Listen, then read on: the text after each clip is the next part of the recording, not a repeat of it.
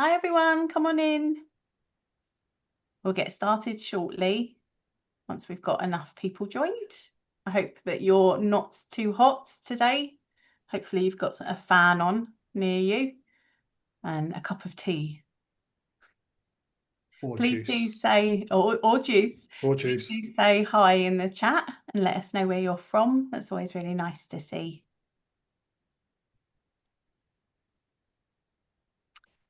Okay, come on in.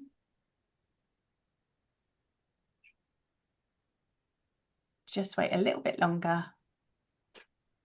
I can see some people starting to talk in the chat. That's great. Lovely. Lots of people tuning in from lots of different places. From Newcastle, Reading,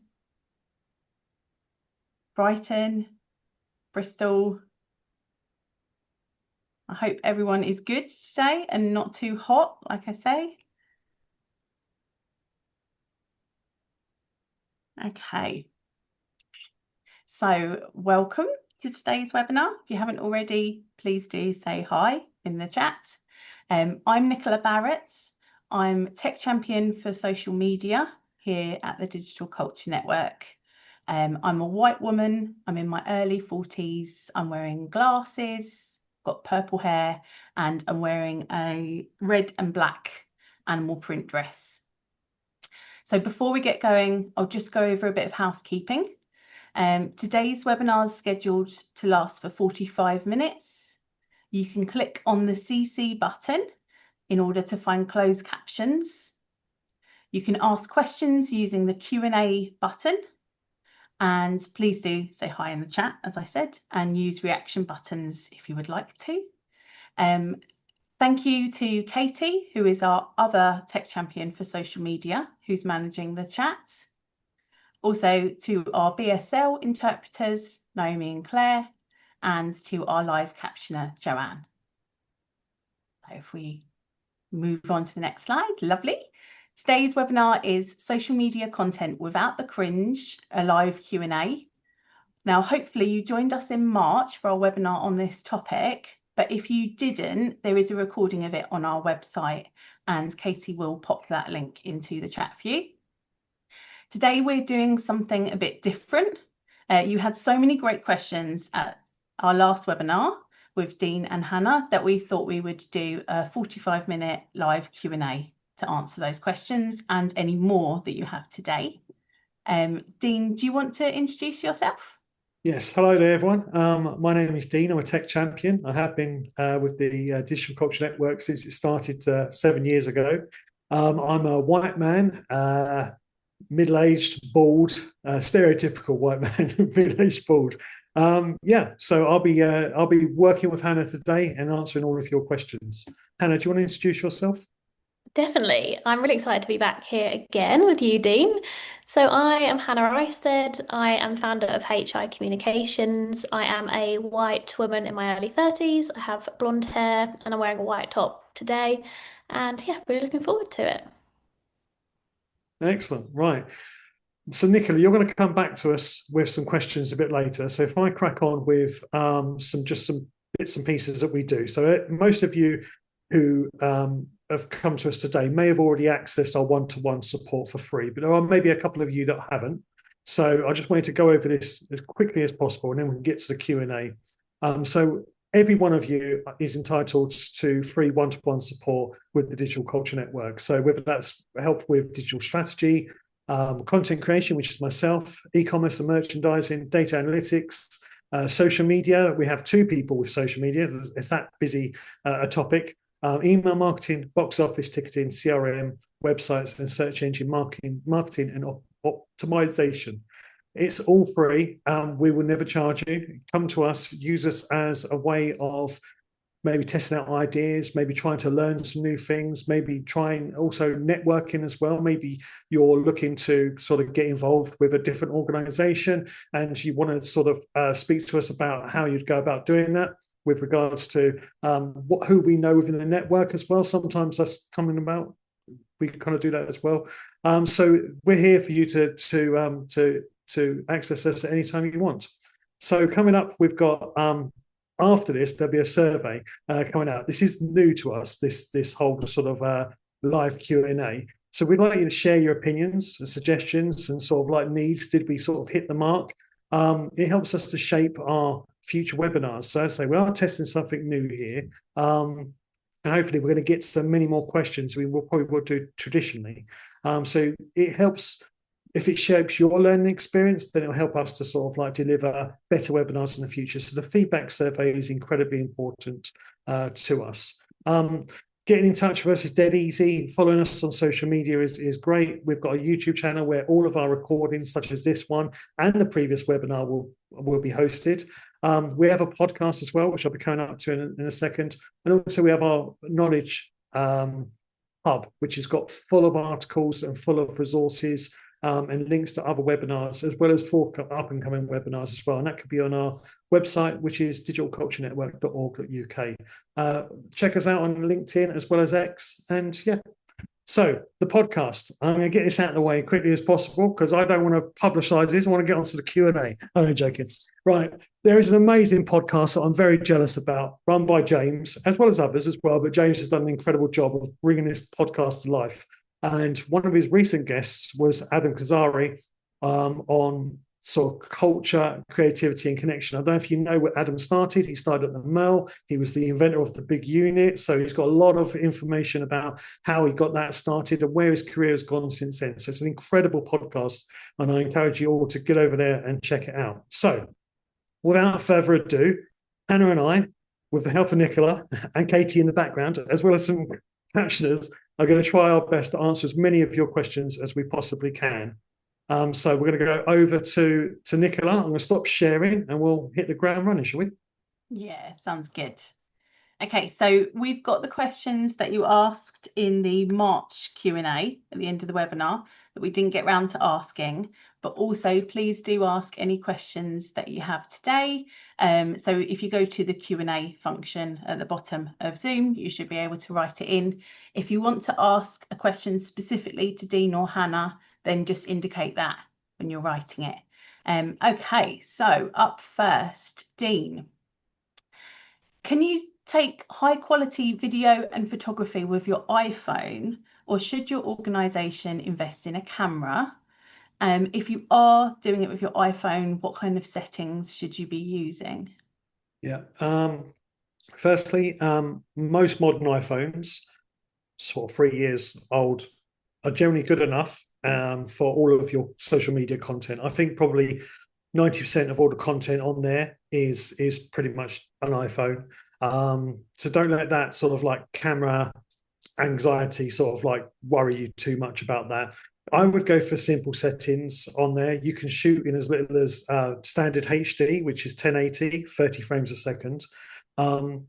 If you're worried about space on your phone, if it's an older phone, you get more crisper, sharper looking images by using 4K, but the files are larger. They sometimes can be harder to edit if you're using an older laptop. So sometimes you've got to kind of like, straddle the middle ground and go, well, let's go for like HD 1080, and then we've got the ability to have more files, more editing speed, particularly if you're using older sort of legacy sort of computers that you might have in your organization. If you're going on Instagram, so vertical, so 9:16, so that's for reels and stories.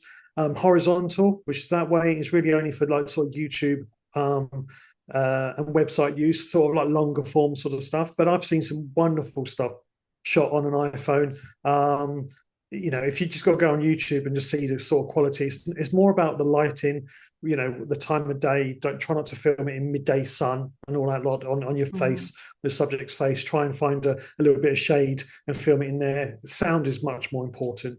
So really think about getting like maybe something like, even if it's just a clip-on microphone like this, they can be used for little as like sort of 20, 30 pounds. They will do more for your production value than getting a really expensive camera and a very expensive lens, because it just starts to become this sort of rolling sort of momentum of like expenditure. Yeah. So yeah, that's my advice there. Okay. Lovely. One extra thing I would say is wipe your camera, because Yeah, This, honestly, that's free and it will transform what you are taking because so many people, it's got just like a slight haze to it, especially when it's hot and sweaty and you've got makeup on or anything like that. Yeah, wipe your camera before you do front or back videos because it will make such a difference. that's Yeah, such a good the point. soft focus look. It's not. It's not. Yeah. It's not to everyone's liking. Brilliant. Okay, and Hannah, have you got any tips for a single person comms team? So someone whose role includes lots of other things and they don't have that much time for social media? Yeah, so I think when you're self-employed, most of us, so I would consider myself a single person comms team for my whole business. So I think this is a really relatable question. I think the most important thing you can do is to not see your content as one individual thing that is single use. So Hmm. when you are building out this content plan, when you're creating things, really think about the way that you can squeeze the juice from it. So say you are doing a video, for example, could you take that transcript and could it become a podcast episode? Could you turn it into an email? Could it then be a carousel post? You can go the other way as well. So if you wrote a really good email for your company, you could then turn that into lots of different posts. You could read out the email as a podcast episode. So it starts to become more of an ecosystem, then I would say, than just these individual posts which will take a long time. And that will be so draining for you as just one person trying to manage everything. So Yeah. it is a habit that you have to get into. But if you can start to think about how you could use each thing differently, I'll be using these questions that you ask for my own content. That's how you can just start to shift these things to repurpose them. So, yeah, That's that would be my brilliant. advice. Yeah, that is brilliant. Good tips. Okay. Um, I'll start with Dean, but it might be for both of you. If you particularly don't want to be sharing your image, now I work with a lot of artists who will say, please don't put me in front of the camera. I just want to show my work. If you don't want to be sharing your image, but you want to be showing your personality, telling your story, how can you do it? I know we've got two different opposing opinions here. So I'm going to go. I'm going to go, and I'm really interested to see what people go for. Is that whether I'm the easy option? Okay, so my thing would be to film what you're doing. That's what we call B-roll. So basically, filming sort of. Working, creating, writing, whatever it may be that you're doing, and then do a voiceover. If you don't want to go on screen, you can do a voiceover. Your voiceover then will have captions, as it should do on good social media. We always like to see captions. So that text on screen will help tell the story without showing your face. Hmm. However, there is an opposing opinion to this, and I'm going to hand over to you, Hannah, for you to give me your sort of opinion. You know me well already. Yeah. We're like the devil and the angel on each of your Yeah. shoulders. I would ask yourself why you don't want to show your face on camera because it is such an easy way to create content. Your audience want to get to know you, they are following you as a person. It's actually much more difficult to try to create content that hides your face rather than just think I'll post anything and I will do all of this content. Thank you to Caroline in the chat. I will do this content without worrying about what I look like. If you can overcome that, honestly, will unlock so much content that you can create, so many ideas, and you don't have to hold yourself back anymore.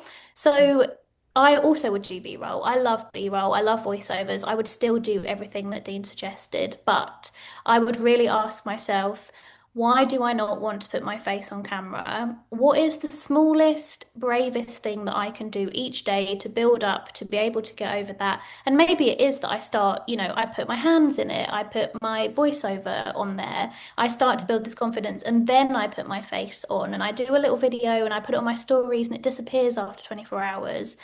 That is how you get better at creating content. And also, a final thing to add would be if you look at social media, what content do you enjoy and what content do you see the most of? Because I bet it is not all faceless content, it is people's faces in it. So it's just something to consider. If you enjoy it, you should probably create it. Absolutely.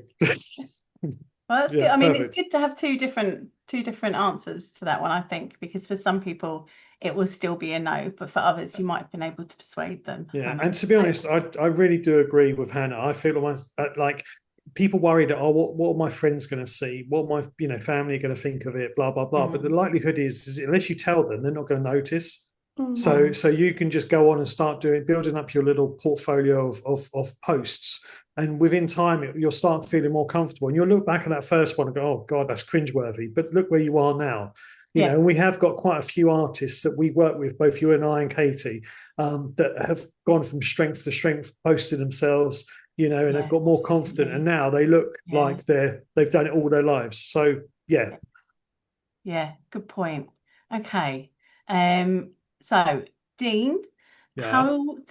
how can you become better at editing Instagram Reels? Oh, I Mm, mean, personally, I think it's practice makes perfect. I think start off with a small project. Try not to think, oh, I'm going to make a documentary on Instagram Reels because it's so it's so much time consuming. I'd think about making a small project. So I would use the native Instagram Edits app, which you're free to download. I know we've recommended in the past CapCut, which is great mm, transitions and templates, but it also comes with a cost. Whereas at the moment, Instagram Edits is free and has a lot of the features that we really need, such as captions and some templates and royalty-free music. So I would get on there and I would just start practicing, moving things around. It could be a simple case of filming a little bit, adding a couple of bits of music, and then all of a sudden you start to see it grow. And your first video will be rubbish, but you'll think it's all right and you'll post it and then you move on to next and you keep on going. You just keep making progress along like that. But honestly, it's practice makes perfect, and start to see what your audiences start to respond well to. Do they like the mm, videos where you're talking about what inspires you? Do you like the historic videos? What is it that mm.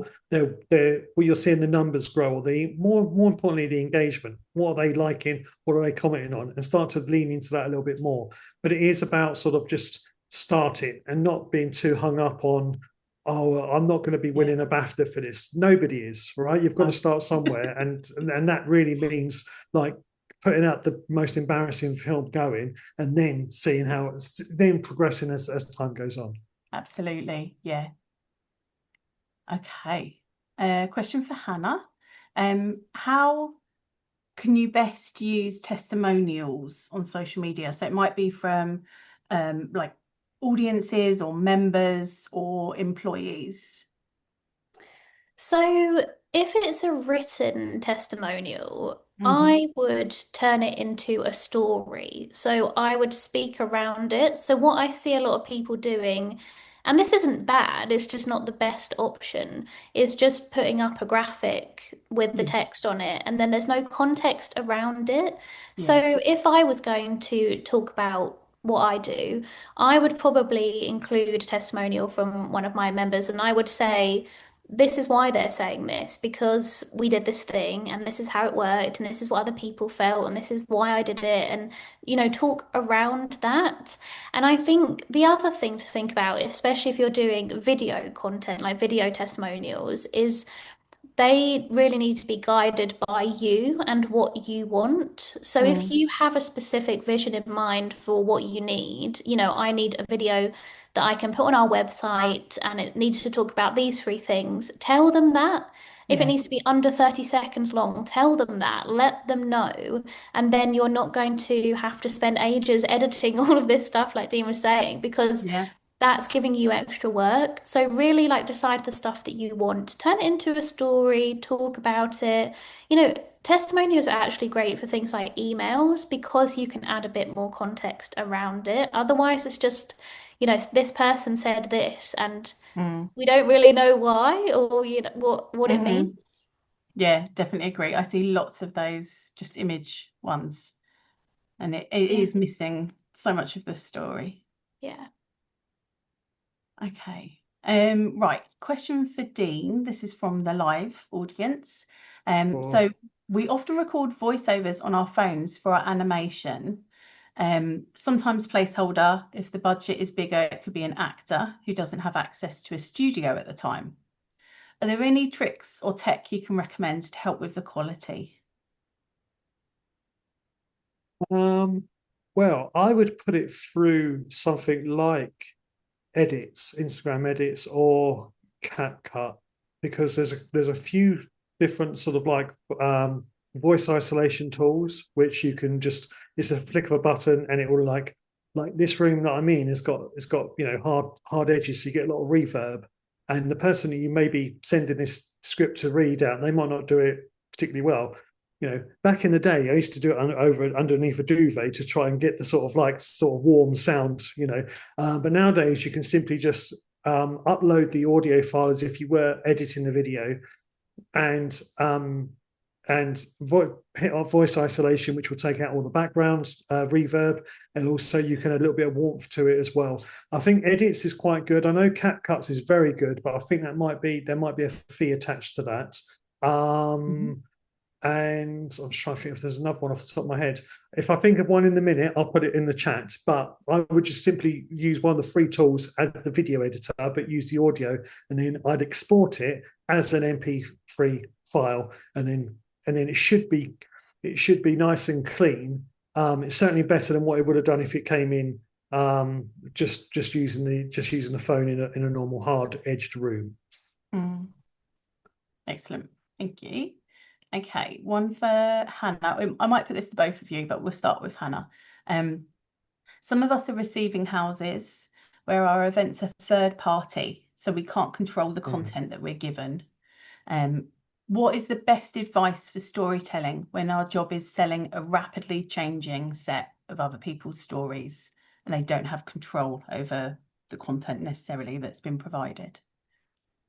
Oh, that's really hard. What's an example of? So like a theatre, for example, might receive some video content that from a comedian or a show that's coming to them, isn't it? So, and it could be like, from what I've seen, it can be quite a different variety. So it could be like Jimmy Carr one week and then like a panto the following week, So I would go down that. Personally, I'd go down the personal route, which is like have somebody going, we're really excited for the show that's coming up. I'm going to say Jimmy Carr because that's the only name I can figure of right. It's Jimmy Carr, blah, blah, blah, doing his wonderful stand-up, so with them talking about it whilst there's clips of that coming in. He's only here for one night. It's going to be last time he was here, it was sold out. He sold out everywhere. So it's really time sensitive to get your tickets in now, and we look forward to welcoming you along. That's a A-list sort of celebrity, isn't it? But along those lines, Jimmy Carr stuff's going to be fine when it comes to but something like I tell you, Chipping Norton Theatre, right? They do amazing productions, and they sort of like have a big lead up to sort of what show's coming next. So they can then sort of like they would talk about the show, why they're excited about it, and stuff like that that's coming up. So that's what I would probably do. That even if it's a small sort of like unknown, they can get excited about the why they've booked them. Why is it they've booked them, and why is it that you should come along and see them at this wonderful venue? That's kind of So that makes sense. One of the things that I teach is to talk about the benefits and not just the features. So actually, it doesn't really matter what the show is or what the event is. You're still talking about the benefits of it. So say the feature is like it's a show on a Saturday night. The benefit is we're going to give you something to do on a Saturday night. You want to go on a date night, you want to get the girls together. That's the benefit. So you talk about those things rather than just the features. So the only thing I can think of specifically is the benefit. The feature is we've got really comfy chairs because there is a place near us that does not have comfy chairs. And, that's such a good benefit for if you were going to see Hamilton, for example. Yeah. So these are the things that you can be talking about. Think about all of the features of your theatre, of your location, of the date, of the time, like where it is, when it is, and then talk about each of the benefits of that. And then you can create loads of content around that. And it just makes it so much easier. So, I would just do it as if I was doing calls like this within my membership. That's boring to people. No one cares that there's calls. The benefit of the calls is that you get to speak to people. You get to ask your questions. Like the feature of having a call is not exciting enough, but the benefits are the things that will get them there. So yeah, make a list of those and then think about each way you could talk about them. Aircon, I imagine, at the moment. Aircon. I'm literally running an event tomorrow, and I said there's cake and there's aircon, and people book tickets just off the back of that, honestly. Brilliant, thank you. Okay, this might be one more for Dean, but we'll see. There are so many phone stands and mics. Can you recommend something you've used that's reliable, or like how would you find a good one? Yeah, like I always use DJI. I've had them for over 10 years now. So when you're buying something, you don't want to be replacing it after a few months or a few years. It's really easy to go, well, that one's twice as expensive as one that I found on Amazon. Another one is called what is it called? I'll come back to you on that one. But there's a couple of cheaper alternatives which are really highly regarded, and they're easy to get on Amazon. But I always kind of go down the sort of DJI route. I've just thrown a gimbal out that was a cheap knockoff that we got maybe sort of 7 years ago. The battery won't charge, it won't hold a charge, it flaps around all ridiculously. And then I've gone to an older product, which is a DJI product, and it's still going. So it's kind of like you do pay for what you get. And if you then divide that maybe by sort of 10 years, you're thinking, well, that's £6 a year, for instance, you know, for a good mic. So yeah, so I definitely think invest in those kind of products. There's a couple of alternatives. What I might do is follow up with a few links just so people can have a look at 3 different alternatives. Nice. What do you use, Hannah?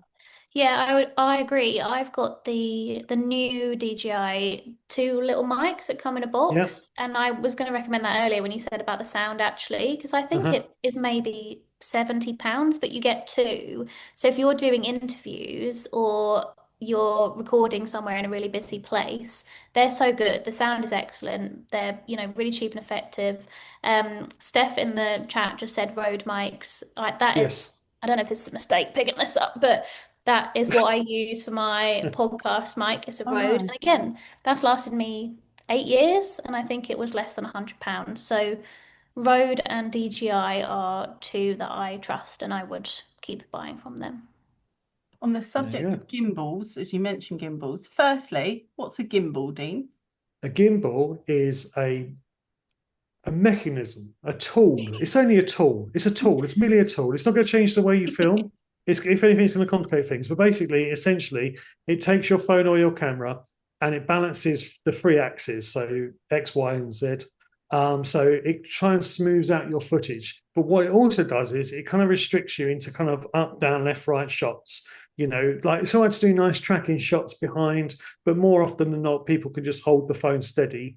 Every time I've done a workshop and the gimbals come out, you always got some guy going, is this it? Is this all it does? And it's like, yeah, it smooths out the footage, but that's about as much as it does. It's not a game changer like a good tripod would be. You could do more with a tripod. So lovely. Obviously, I wasn't asking for myself there. No, you knew that, didn't you? Dino, get the gimbal out. Get the gimbal out. A question about the gimbal. How much do you need to spend in order to get like something that's reasonable quality? Yeah, I saw the other day about 90 to 120 pounds will get you the very latest with something that can actually track you. So if you're a solo person, solo content creator, and you want that kind of where you could maybe walk and the camera pans, so you're an artist and you walk into shot, like visual hook, so you walk into shot and you start painting, the camera would automatically pan with you, and they're about 120 pounds. Also, you can get the creator packs with like microphones as well. So just like Hannah was saying, that microphone was automatically sync with your phone that's mounted onto the gimbal. So it's a whole ecosystem. Okay, brilliant. Thank you. Okay, question for let's go over to Hannah. Okay, if you've got a front of house team that don't want to perform on camera, they don't want to be on camera, how else can you get them to like buy in? How can you get them to take part in content if they just explicitly won't be on camera? I think when you're working somewhere, it is really valid to not want to be on the camera because you are kind of associating yourself with that company Yeah, and you might move on at some point. So I yeah, think it's absolutely fine to do that. As a business owner, I do think you should be the face of it, but that's a different subject. yeah.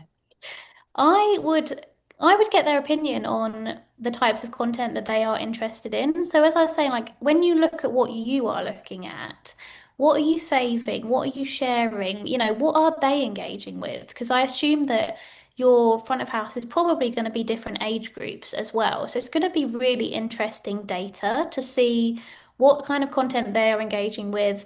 Is there anything they see that they would be happy to create? You know, have they seen a trend that they thought was really good that you can do, but they're involved in the kind of production of it?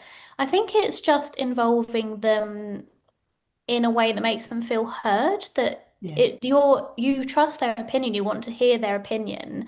That is almost completely separate to them being in the videos. Mm, So that is what I would suggest. I would also see what their boundaries are with it. So okay, they don't want to be in videos, that's fine. Are they happy to maybe do like a guest email newsletter? Could they do like a diary of like, here's what the day in the life of this person, like Hannah as the front okay. of house, what has she done today? Could they do a carousel post with photos of the day where they're not necessarily in them, but they can still take us through it? Could they do voiceover instead? So Yeah. really figure out what their limits are, and then you can kind of create content and work around that instead. Because I think it's really important for everyone to put boundaries in and decide the things that they are willing to talk about and that they're not. Mm, But that once you have those boundaries, then you just talk about those things. Like mine are like car boot sales, my dogs, and I talk about them constantly, which makes people feel like they know me. But I don't talk about money or my marriage or things like that. So, hmm yeah, it's that kind of swings and roundabouts, isn't it? hmm That's a really good answer.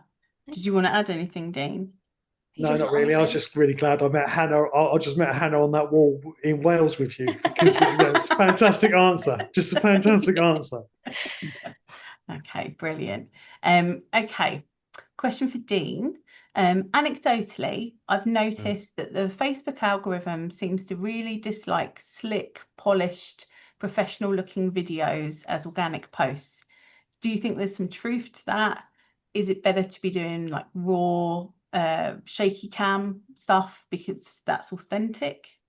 I don't think it's the algorithm. I think it's the humans behind it. We don't make content for algorithms, do we? We make content for humans, and we don't like content that doesn't feel authentic. And that sort of, I used to do high end flashy stuff, Mm, sliders and God knows what. And I wanted it to look like a Top Gun or whatever it was, with the sort of like the tint along the top of it, but it comes to a point where it just doesn't resonate with the audience, and it doesn't feel authentic, and it's trying too hard.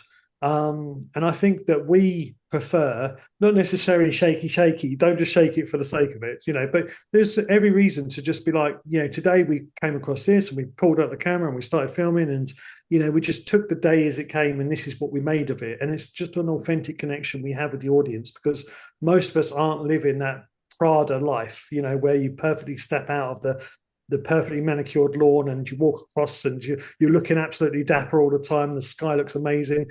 That doesn't exist. We live in the real world, and it's nice for people to recognize that in the content we produce as well. So yeah, dial back the desire to polish it, within an inch of its life, and just go with the flow and just be sort of organically minded. What are you enjoying? Hannah's said this a couple of times. What are you looking at? What are you enjoying? And just sort of emulate that kind of look, and try not to sort of, you know, Wes Anderson, perfect symmetry and perfect set design. Just don't worry about that. hmm Mm. hmm That's good. Um, I did a talk last week actually, and one of the slides was about doing scrappy carousels. And I spoke about my friend Imogen, who's very good at these scrappy carousels. And Imogen, before I'd done my talk, posted that and said, Hannah's about to do a talk and say I'm doing these scrappy carousels. And the comments were not happy with me calling these The carousel's scrappy, Ah, but it was really interesting because, and I mentioned this in the talk, why do we associate professional with trustworthy? Because that isn't the case anymore when it comes to social media. mm, Actually, these carousel posts, sorry, Ruth just said, can you confirm what carousel is? It's a post on Instagram with more than one slide, basically. But these carousels are scrappy in the way that she's done them really quickly. She's getting them out quite fast, but it makes me want to read them because I'm mm, like, yes, Imogen's had a thought. She shared something with us, and I really want to get in there and read that. She hasn't had to go home, make a really fancy post, and then put that up. So I think it's almost the intention behind the video or the carousel or whatever content you're making. If it feels like you just couldn't wait to get this out there and share it with us, mm. we are going to want to read it. We're going to want to engage with it. And I think that's the difference. I think carousels are really good for storytelling in that way.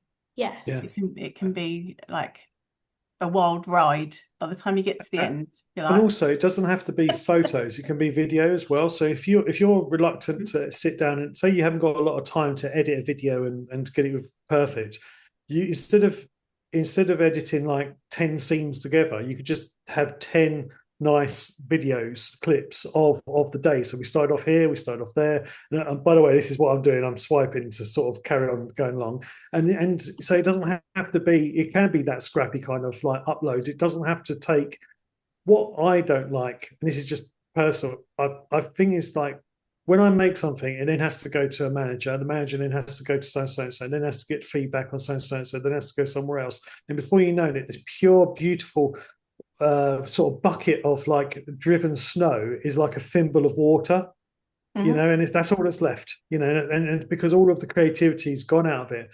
If you can get to a point where you are trusted to upload quality storytelling that doesn't have to be too overly polished, and people accept that that's your style, then you've got a lot more freedom. The reins have come off a little bit, and you can start to yeah. enjoy making the content.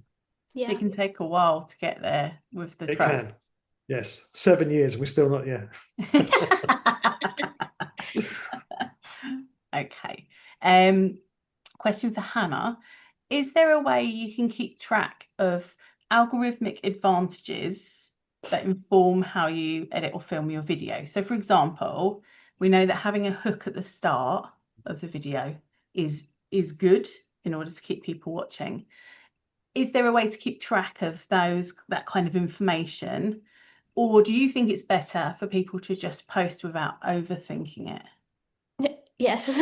I mean, it? no, and yes. I have not got a clue about the algorithm. I've been doing this for 11 years and I actively avoid any conversation about the algorithm because you say that you figured it out, but it will change. And I just don't think it is worth your time to be so, I don't want to say obsessed, but be so focused on what this algorithm wants.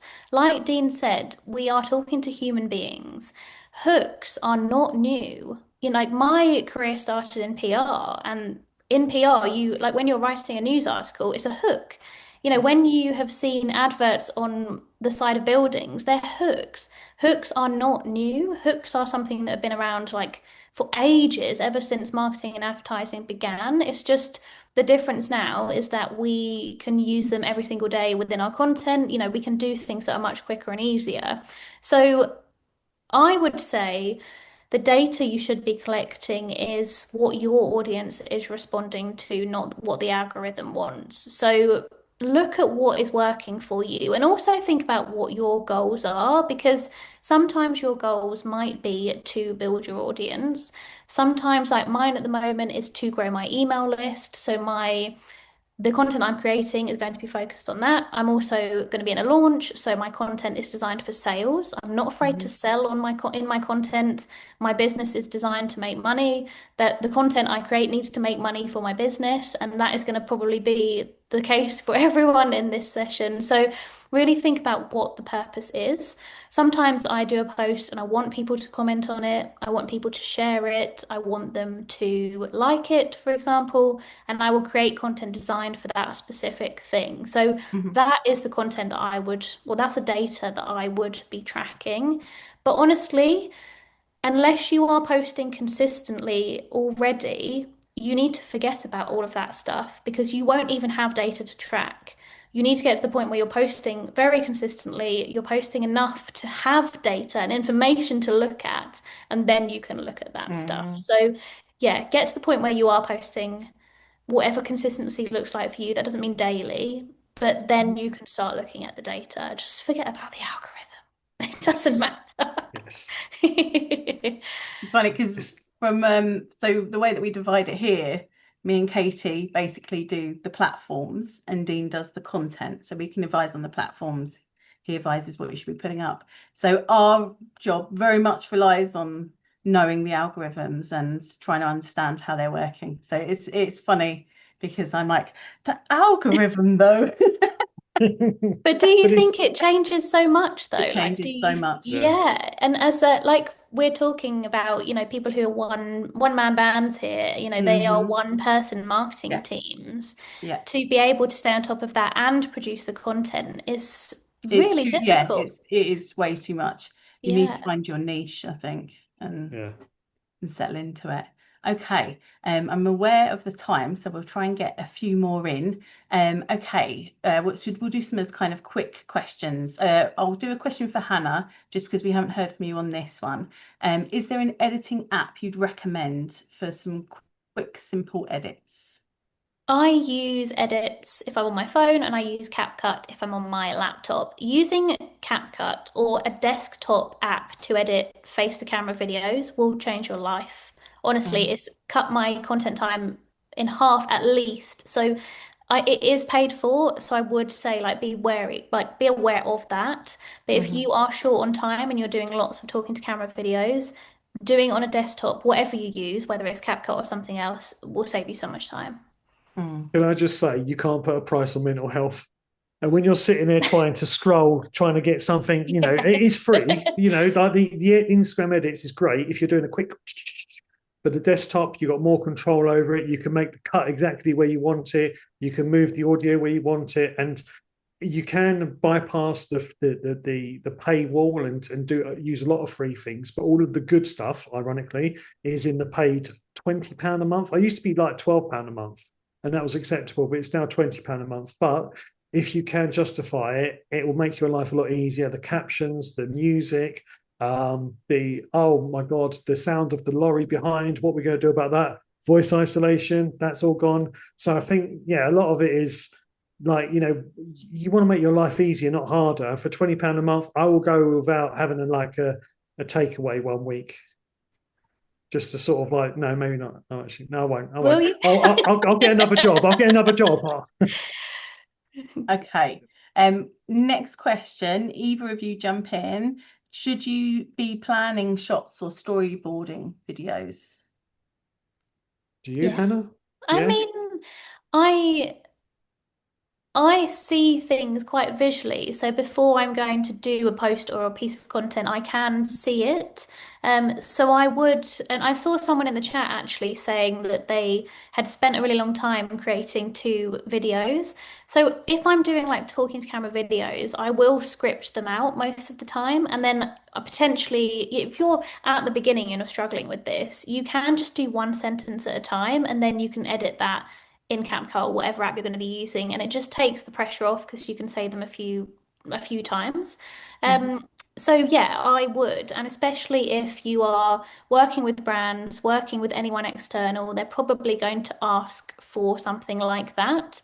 So I wouldn't, unless you're very practiced at this, I wouldn't be going into video content blind. I would make some kind of storyboard or Structure. script, whatever that looks like for you. Even if it's just a shot list, you go, right, I've got to have a fake me on the face. I've got to do say you're a museum, so I want to introduce this really interesting artifact, and I've got to talk about it, and there's some more technical details. I want to make sure I get that right. So you might want to record that separately into your phone.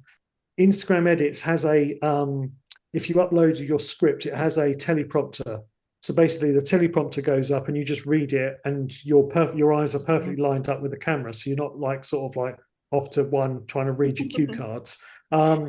So I'd be like, right, I need to get a shot of that, a shot of this. So I better write this down because I will forget. But like, after time, you start to feel like you get a rhythm. So just practice makes perfect. You kind of go, oh, and also you'll start to have like a catalogue of shots. So if you've got like a museum and it was shot on a beautiful day, and you've got that outside shot, just cut to it again. Nobody's going to sit there and go, hang on a second, you used that shot 4 videos ago. You know, it's like, of course I did. It's the outside of the museum. You know, so just have a shot list, have an idea as to it, but just to let the creativity take over. And you make it once with the shot list, you make it twice in the video when you're making it, because it never goes to plan. And then in the edit is where you kind of like cover up all the mistakes and try and make it good again. So you kind of make it 3 times, really. So it never quite shapes up like you imagined it. If anything, hopefully it gets better. Okay, we're at time. I'm going to do just really, really quick question. Any tips for first time ever Instagram posts? Someone who's never done anything with social media, they're an artist. Any tips for their first post that they're going to do? I would say if this is your first post, also be aware that no one knows of you as well. So you need to tell us about you. And it might feel like you're over explaining things, but over explain your business. That's absolutely fine. And I would also say if you're just at the very beginning, maybe create like 3 to 6 posts that you can have so you've got them out there, because you will probably get a bit of a visibility hangover. Like there will be, you'll put this out there and then go, oh, okay, that was a lot, I feel Not going to vulnerable do that for now. 2 months. Yeah, bye. And that's fine. So have these posts there ready to go so that you can't overthink it, you can't second guess it, and you can get those out really quickly. But yeah, doing the first post is a really big first step. So also celebrate that because it's a big thing and you're creating a new page for yourself. So don't make it a smaller thing than it is. Like celebrate it is good. Yeah, that's really Perfect. nice note to end on, I think. Mm. Apologies to anyone whose questions we didn't get to. You can book in a meeting with Dean on the website if you've got. There were a couple that were quite sort of technical questions or people who had quite specific situations. So I would urge you to have a chat with him because he'll be able to come back with some useful help. Thank you. Thank you, everyone. And thanks, Hannah. You've been the perfect webinar partner in this. It's just absolutely fantastic. Thank you so much. Thank you. And if anyone wants to ask me anything as well, they can find me on Instagram. I'm HI Communications _. So yeah, feel free to ask any questions if I didn't answer them properly Katie here. should have your LinkedIn that she was going to be sharing in the chat as well. Oh, I want to message me on there. No, better on Instagram. No, it's okay. fine. It's fine. Maybe in 5 to 7 working days, that's fine. Oh, she's putting it's right. She's putting your website. She's actually putting Oh, that's great. So, yeah. Big fish thinking. That's what we've got there, isn't it? Yes. Brilliant. Well, thank you everyone for coming. I hope it's been you. helpful, and we'll see you soon. Yeah, thank you, everyone. Take care, Great everyone. questions.